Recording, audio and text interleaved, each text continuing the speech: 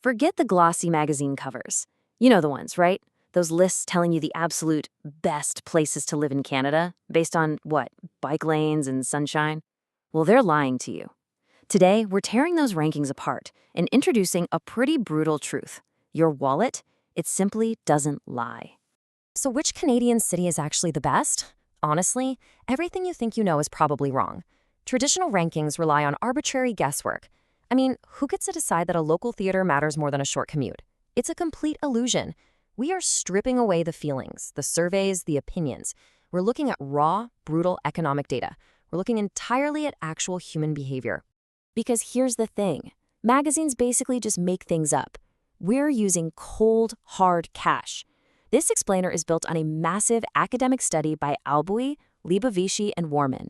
No online polls, no subjective opinions. They used real 2006 Canadian census microdata.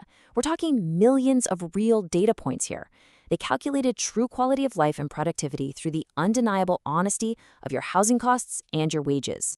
Let's kick things off with Section 1, City Rankings Are Lying. The whole livability illusion. Those traditional indices you're used to, they are deeply flawed. They treat cheap housing like it's just a nice little amenity. Economically speaking, that is completely backward. Welcome to the concept of willingness to pay. Think about it like this for step 1. If you willingly accept sky-high rent and a lower salary, the city must have a high quality of life. You are happily paying a massive premium just to exist there. And for step 2, high rent plus high wages equals high productivity. Companies are paying top dollar because being in that specific location makes them serious money. It's a brutal contrast when you really lay it out. On one hand, you have high quality of life. You gladly suffer financial pain for, the mountains and the culture. You pay the premium. But on the flip side, low quality of life. These are places that literally have to bribe you to stay. They offer high wages and dirt cheap housing just to keep you from packing your bags and fleeing south. Basically, if a city has to pay you to live there, the amenities are terrible. Which brings us right into Section 2, Wallets Tell the Truth, across 33 different metro areas. Researchers crunched the exact wages and exact rent across 33 Canadian census metropolitan areas. This is the true map of Canadian value. Every single data point represents the brutal trade-offs that millions of Canadians are making every single day. Force people to actually vote with their wallets, and boom, the map completely changes. All right, moving to Section 3, the real livability king. Get ready for some extreme outliers. And I mean extreme. The cities that completely break the mold. The absolute #1 spot for quality of life? It's Victoria. It takes the absolute crown. And not because some magazine editor liked their local coffee shops. It's driven entirely by a massive financial willingness to pay for that climate.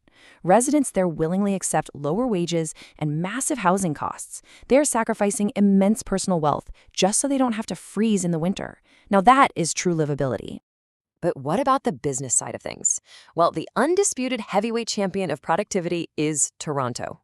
And this is a massive counterintuitive fact. Toronto actually ranks 5th for quality of life, but it is #1 for business. Firms are willing to pay massive rents and massive salaries because the economic output there is just staggering. If you want to make money, you go to Toronto. And then there's Vancouver, the ultimate hybrid king. It sits at #2 of her quality of life, right behind Victoria, but it's also highly ranked for productivity. Because it has this perfect blend, Vancouver actually possesses the highest combined social value in the entire country. People pay dearly to live there, and businesses pay dearly to operate there. It is an absolute economic powerhouse. When we lay all the data out, the extreme contrasts across Canada become crystal clear. Victoria is #1 for quality of life, but drops to 12th for productivity. Toronto is completely flipped, but the ultimate shocker? Oshawa. Oshawa is a manufacturing juggernaut, ranking 3rd in the entire country for productivity, yet it ranks 21st for quality of life. Firms absolutely love Oshawa, but the average resident's wallet is basically saying the amenities are, well, just okay. Let's pivot to Section 4. Language divides our illusions. So here is a massive plot twist from the data that completely wrecks popular political narratives.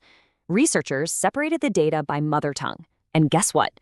Despite all the loud political noise and language barriers, the money tells a completely unified story. Anglophones and Francophones overwhelmingly agree on the best places to live. Both groups, for example, heavily favor Montreal over Ottawa Hull. Politics scream division, but the cold, hard economics show massive agreement. Then we have allophones, folks whose first language is neither English nor French. In major cities like Toronto and Vancouver, they actually face a nearly 20% wage penalty compared to Anglophones. But here is the crazy part. They are still hired in massive proportions. What does that mean economically? It means they bring unique, totally irreplaceable productivity value to these cities. The market demands their labor so intensely that they literally form the backbone of urban productivity. Finally, Section 5, blind spots in the data, because every methodology has some flaws. No study is perfect, right? While wallets don't lie, this brilliant methodology definitely has 3 major blind spots. First up, remote non-housing costs. Sure, a house in Nunavut might be cheap, which artificially raises its quality of life score in this model. But a jug of milk costs a total fortune. The data misses that gross penalty entirely. Second, federal equalization payments. This massive wealth transfer really obscures true local output. And third, it relies on static 2006 data. And we all know real estate markets have radically shifted since then. Which brings us back to the brutal reality. The magazines are selling you a fantasy, but the economic data is selling you the truth. Your city's housing prices are high, and yeah, you probably feel broke. But look around. Are you paying a premium for world-class business productivity? Or are you literally just paying an incredibly high cover charge for the weather? Think about it. Thanks for joining this deep dive.